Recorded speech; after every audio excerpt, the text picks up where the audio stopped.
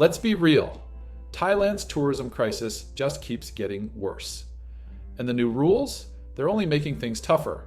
Starting this November, if you're caught sipping a beer in a bar after closing time, you, not the bar, could be hit with a 10,000 baht fine, according to the Bangkok Post.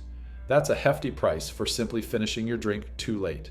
And as if that weren't enough, Thailand is rolling out a brand new tourist tax that every visitor will have to pay just for setting foot in the country. I've been here for over 2 decades, and I've watched Thailand change. Once proudly called the land of smiles, it's become something more complicated, more cynical, and without question, more expensive. And now, honestly, in 2025, it feels like all those little cracks we used to ignore have finally split wide open. Let's start with the raw stats, because they're brutal. The Tourism Council of Thailand expects about 33.1 million foreign tourists this year. Sounds like a big number, right? Well, not really. But zoom out. That's 7% less than 2024, and a staggering 17% below 2019's peak. That's not a dip, That's a cliff. And the money? Yeah, it gets worse. Tourism revenue is down over 20% from pre-pandemic times. Visitors are coming, but they're not spending. And you can feel the difference on the ground. Restaurants emptier, hotels slashing deals, taxi drivers circling like vultures for fewer, stingier fares. So what went wrong here? Well, a mix of bad luck, bad policy, and bad timing. First, the obvious thing is this. Prices are insane. Hotel rates, especially at the high end, have surged. Even mid-range spots that used to be the sweet spot for Western retirees or long-stay digital nomads now feel like robbery. Add the strong baht, and suddenly Thailand isn't the budget paradise it once was. If you're earning in dollars, pounds, or euros, you feel it in your wallet. Second, and this is huge, competition is eating Thailand alive. Vietnam is on fire right now. Record arrivals, budget-friendly, and a vibe that feels fresh. Japan? The yen has collapsed, making it one of the cheapest developed destinations in the world. Tourists who once defaulted to Thailand now have options. And then, well, there's the China problem. This one is messy. In early 2025, a famous Chinese actor was kidnapped, trafficked through Thailand, and forced into a scam compound in Myanmar. That story lit up Chinese media. Suddenly, Thailand wasn't the safe, easy getaway anymore. It was seen as a hub for human trafficking, cyber scams, and money laundering. And on top of that reputation, new digital scams have started creeping into everyday life. Is the so-called evil twin Wi-Fi hotspot scam. Now here's how it works. Hackers set up a fake network that looks almost identical to the real cafe, hotel, or airport Wi-Fi. So instead of logging into the actual Starbucks Wi-Fi, for example, your phone might just latch onto their copy without you even realizing it. The trick is super simple.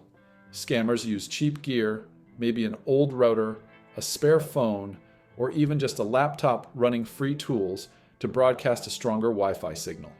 And boom, your device automatically connects to it, thinking it's legit.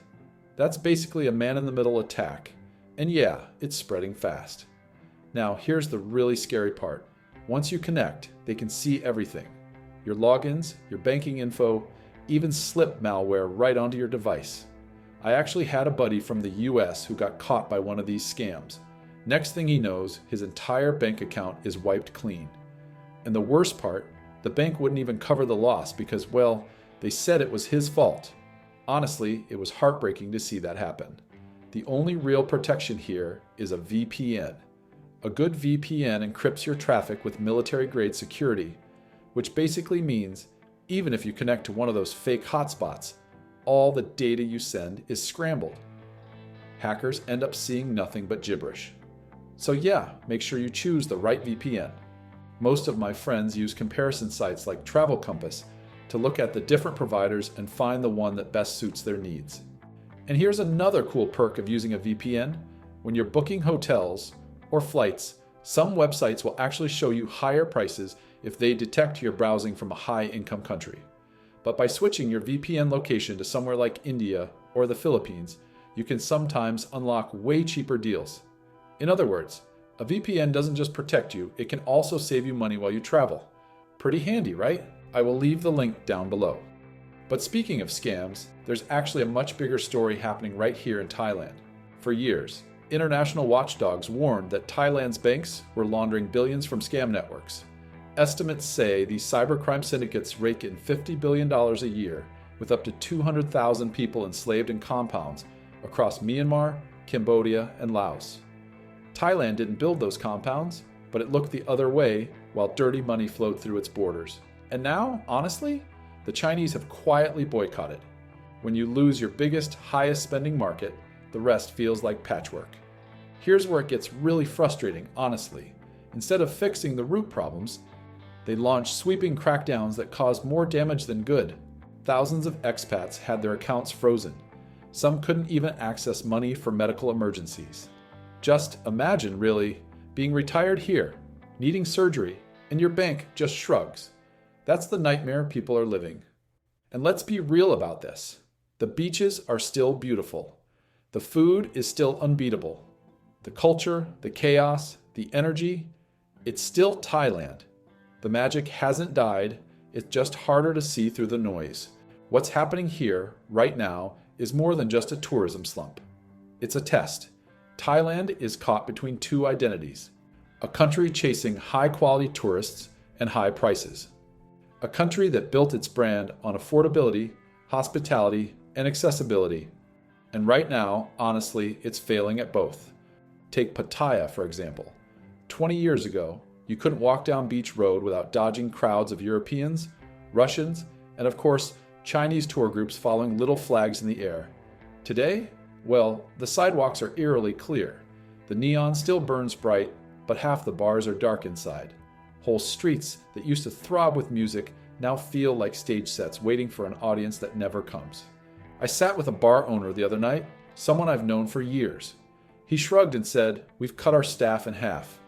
The girls are desperate for customers, but the tourists that do come, Indian guys, young backpackers, they order one beer and stay 2 hours. He wasn't angry, just tired. This is, honestly, the fatigue settling into Thailand's tourism backbone. In Chiang Mai, friends tell me digital nomad cafes that once buzzed with energy now rely on students and locals. The long stayers have thinned out. Why? Well, because Bali and Da Nang offer the same Wi-Fi, better infrastructure, and fewer headaches with immigration. And Bangkok? Oh, Bangkok, is still wild, but the nightlife is schizophrenic. One week, you hear police are raiding bars after midnight, chasing people out like school kids past curfew. The next week, the rules vanish, and everyone's drinking till dawn. Tourists can't keep up, and honestly, neither can locals. Here's what really doesn't get enough airtime. Fear. Not of crime, but of instability. One guy I know, let's call him Peter, had to borrow money from friends just to pay for his blood pressure meds while he waited for verification. He told me, if this can happen once, it can happen again. I can't risk it. He's now selling his condo and heading to the Philippines. That's the real human cost, of these blanket crackdowns. It's not just money, it's trust. And once trust is broken, it's almost impossible to get back. Meanwhile, and this is important, Thailand's neighbors are rolling out the red carpet. Vietnam just logged record arrivals, surpassing its 2019 numbers. Prices? Still cheap. A bowl of pho and a beer in Hanoi runs you under $5. In Bangkok now? Good luck. The Philippines is aggressively marketing itself as Southeast Asia's friendliest retirement hub. Long visas, English-speaking locals, and yes, Manila's traffic is a nightmare, sure, but retirees I talk to say at least the government wants us there. That counts for a lot. And Japan? Oh man, Japan is the wild card. The yen's collapse has turned Tokyo into a bargain playground. For years, people said Japan was too pricey compared to Thailand. Not anymore. And culturally, Japan offers the safety, order, and infrastructure Thailand just can't match right now. When your competition is this sharp, being the land of smiles isn't enough, especially when fewer smiles are showing. But the deeper issue, though, is identity. Thailand doesn't know who it wants to be. Is it a luxury destination, chasing high-quality tourists who drop $500 a night on hotels? Or is it still the backpacker's paradise, where $20 buys you a bed, a scooter rental, and pad thai on the street? And right now, Honestly, it's neither. Prices have ballooned like it's Monaco, but the service and infrastructure haven't caught up. So you pay more, but you don't get more. That's the worst combination. I'll give you an example. A buddy of mine flew into Bangkok, checked into a mid-tier hotel he used to love, and found mold in the bathroom, staff that barely spoke English, and Wi-Fi that dropped every hour. The rate? Double what he paid 5 years ago. He told me, I don't mind paying more if I get more, but this is paying more to get less. And that's pretty much the sentiment echoing across tourist forums and YouTube comments. Thailand has lost its value edge, and without value, the charm fades fast. Here's the part that hurts to admit. Nostalgia blinds us. And walking into bars where everyone was genuinely happy you were there. Those days aren't coming back. Inflation, global shifts, and Thailand's own policies have changed the game forever. But nostalgia, makes you excuse things. You think it's still Thailand. The beaches, the temples, the nightlife. And yes, those things remain. But the foundation, the affordability, the warmth, the ease feels cracked. One expat said it best. Thailand isn't worse. It's just not special anymore. That line stuck with me. So here's the million-dollar question, really. Can Thailand turn this around? Yes. But honestly, not with gimmicks. The arrival tax won't help. Confusing visa rules won't help. Half-baked alcohol bans won't help. What will help is clarity, consistency, and rebuilding trust. Stop freezing retirees' bank accounts. Stop changing tax policy every month. Invest in training staff, improving infrastructure, and making sure tourists actually feel welcome again. Most importantly, figure out the identity question. Is Thailand luxury? Is it budget? Pick a lane. Because right now, it's falling between the cracks, and those cracks are getting wider. I've been here long enough to know Thailand is resilient. This country has weathered a lot. Coups, floods, financial crashes, even pandemics, and bounced back every time. But this time, honestly, feels different. This isn't just external shocks. This is internal confusion. As someone who loves this place, it hurts to say, I don't know if Thailand can coast on its reputation anymore. The world has changed. Travelers have changed. And unless Thailand changes too, it risks losing not just tourists, but its soul. Still, when I sit there, on a quiet beach at sunset, I remember why I came. The magic is still there. It's just buried under noise, policy blunders, and rising bills. So what's your take? Do you think Thailand is still worth it in 2025, or has it lost that magic spark? Drop your thoughts down in the comments below. I'd love to hear from you. Thanks for watching, and I'll see you in the next video.